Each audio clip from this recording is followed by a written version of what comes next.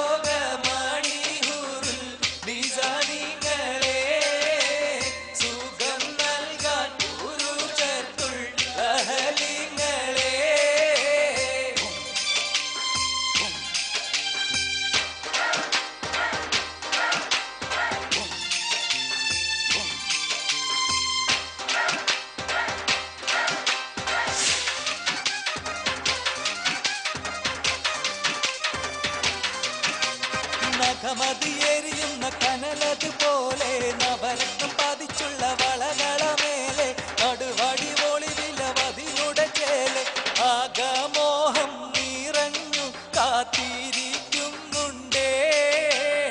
അതിൽ നിന്ന് വീതി പൊത്തി ഹരി തോരുണ്ടേ. സുരലോകമണിഹുറുൽ നിസാനിങ്ങളെ സുഖം നൽകാൻ പുരുഷർക്കുള്ള ഹലിങ്ങളെ.